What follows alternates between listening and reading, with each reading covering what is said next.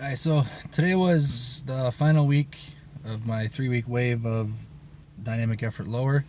This is the first time I'm getting back into it since messing my back up. I had taken a less aggressive approach getting back into dynamic effort lower. I decided to start with 25%, then 30%, then 35%.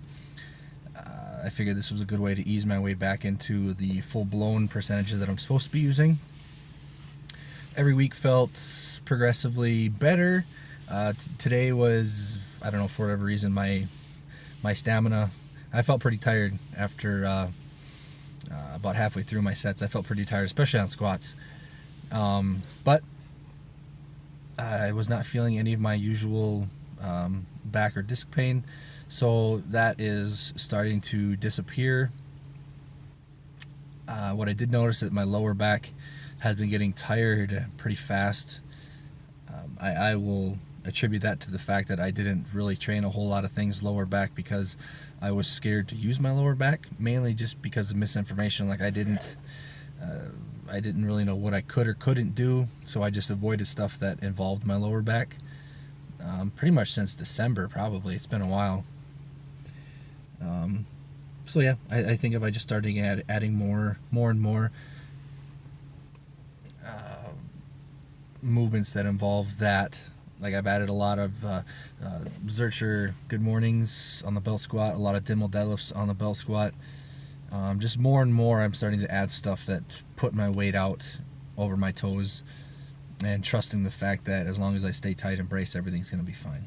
So with that being said, next week I will start a real 3 week wave of my dynamic effort lower, also wearing the briefs I wear in competition as well. Through this I've also been wearing some single ply metal end briefs that were kind of loose, just enough to give me some relief on my hips, and also just a little bit to give me a little bit of pop, but not a whole lot.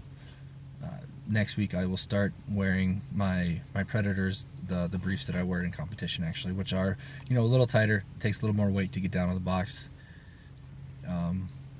but that should help compensate with the more weight, and hopefully I can get through that 3 week wave, no problems. Another thing, my little experiment with dynamic effort upper with a slingshot and a 3 week wave to help alleviate some shoulder and elbow pain did not work. Like I said before, people said it wouldn't, and I had to try it anyways. I had also tried, after that 3 week wave, to use a really loose bench shirt. Apparently what I thought was loose was not loose by any means. It was a single ply metal bash that was really loose, but apparently wasn't loose enough, because I got to about a 3 board distance and it stopped, because I was only using 185 to 225 plus band tension, so it did not work. So I started asking advice to someone I met down at the Arnold, Christian from Westside.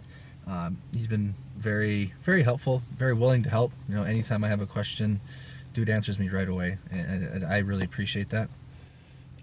He had suggested that I start doing floor press for my speed days to help alleviate some of the stress on my shoulders, or benching into a giant piece of foam. I had went to a hardware store yesterday and got a giant piece of foam. So I'm going to start a 3 week wave tomorrow, floor pressing. And if that does not go well and I still experience some shoulder pain, then I'll do a 3 week wave of the foam. And if that doesn't work, then there's really no point.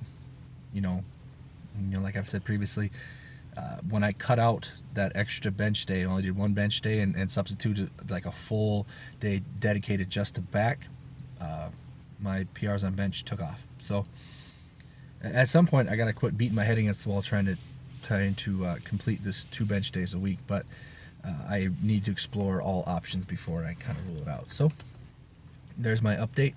It was a really good week, and tomorrow I start, again, just leveling up, getting back to where I was, and training really hard.